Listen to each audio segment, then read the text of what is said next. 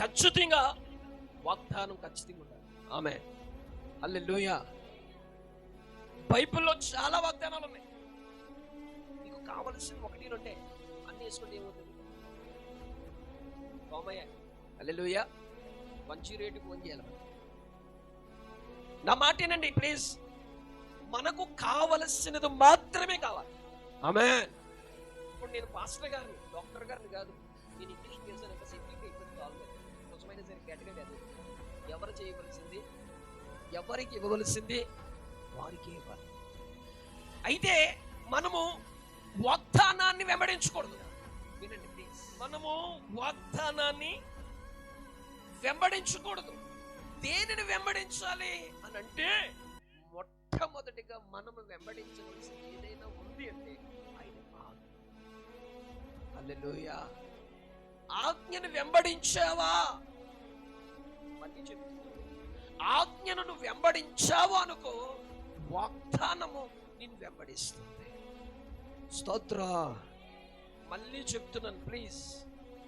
ఆజ్ఞను నువ్వు వెంబడిస్తే దేవుడు చెప్పే ఏ మాట అవుతుందో, దేవుడు ఏ శాసనము విడుదల చేశారు, దేవుడు నీకు ఒక నియమాన్ని ఇచ్చాడు, దేవునికి ఏ సరిహద్దునిచ్చాడు, దేవుడు నీకు ఇస్తున్న ఒకవేళ ఒక షరతు ఏదైతే ఉందో దానిని నువ్వు వెంబడిస్తేనే వాగ్దానము నిన్ను వెంబడిస్తుంది.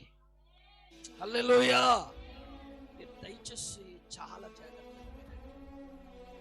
ఎక్కువ శాతము వాగ్దానము వైపే చూస్తాం. ఉదయం లెక్కగానే వాగ్దానం చదువుతాం, తప్పు లేదు. ప్రతిరోజు ఒక వాగ్దానాన్ని చూస్తాం. ప్రభా, ఈ వాగ్దానం నా జీవితంలో జరుగును గాక. 31st నైట్ ప్రార్థన పూర్వకంగా, ప్రభా ఈ వాగ్దానము నా జీవితంలో జరుగును గాక. హల్లెలూయా. ఓసన్న మినిస్ట్రీ ఏసన్న గారు ప్రతి సంవత్సరం ప్రత్యేకమైన వాగ్దానం చేస్తారు. స్తోత్ర. అపోస్తులు ఖచ్చితంగా ప్రతి ఒక్కరు కూడా వాగ్దానము అనేది, నా పరిస్థితి, దేవుడు నా పట్ల ఏం చేయబోతున్నాడు, దేవుడు నా పరిచర్య పట్ల ఏం చేయబోతున్నాడు, దేవుడు నా పిల్లల పట్ల ఏం చేయబోతున్నాడు, దేవుడు నా భర్త పట్ల లేదా నా భార్య పట్ల, నా వ్యాపారం నిమిత్తం దేవుడు ఏం చేయబోతున్నాడని వాగ్దానం తీస్తాం. 100% మంచిదే. దాన్ని మనము తప్పుగా మాట్లాడద్దు. దేవుడికి స్తోత్ర. హల్లెలూయా. ఖచ్చితంగా కావాలి వాగ్దానం. అయితే వాగ్దానానికి ముందు కావాల్సింది ఏంటి అంటే ఆజ్ఞ. చెప్పాలి ఏంటంటే ఆజ్ఞ. మనం చదువుకున్న వాక్య పట్టణంలో ఆజ్ఞ ఏమై ఉంటుంది? దీపముగాను. ఏంటంటే దీపం. ఇప్పుడంటే లైట్లు వచ్చాయి, రకరకాల లైట్లు, చాలా ఎల్ఈడిలో రకాలు ఉన్నాయి. ప్రభువునందు ప్రియులారా, ఇప్పుడు వెలుతురు వచ్చింది. ఒకప్పుడు అనగా ఒక్కసారి ఒక 25 సంవత్సరాలు లేదంటే 30 సంవత్సరాలు వెనక్కి వెళ్తే అక్కడక్కడ ఉండేది లైట్. కొంతమంది ఇంట్లో లైటే లేదు, కొన్ని వీధుల్లోనూ లైటే లేదు. ప్రభువునందు ప్రియమైన దేవుని బిడ్డలారా, కాస్త ఇంకా 50 సంవత్సరాలు వెనక్కి వెళ్తే చాలా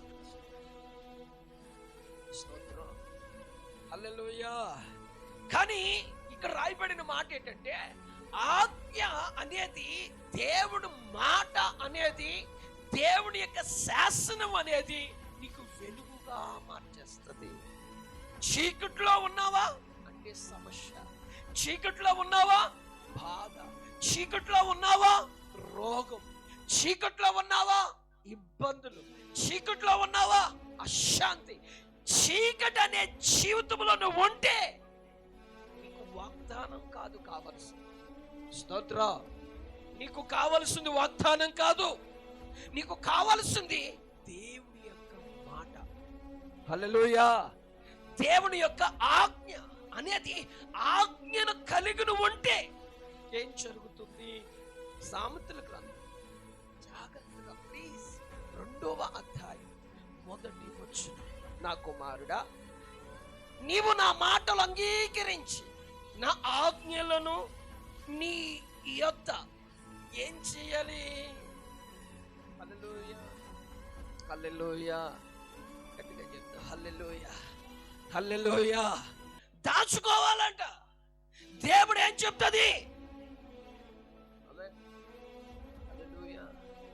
దేవుడు నీతో ఏదైతే చెప్తున్నాడో ఆ ఆజ్ఞను ఏం చేయాలంటే బజారుకి ఎక్కకూడదు. దేవుడు నన్ను ఇలా చేయమన్నాడు అని చెప్పొద్దు. అసలు దాచుకోవాలి. దేవుడు ఏం చెప్తే దాయాలి. మరియా దాచుకున్నాడు, తలపోసుకును. స్తోత్రం.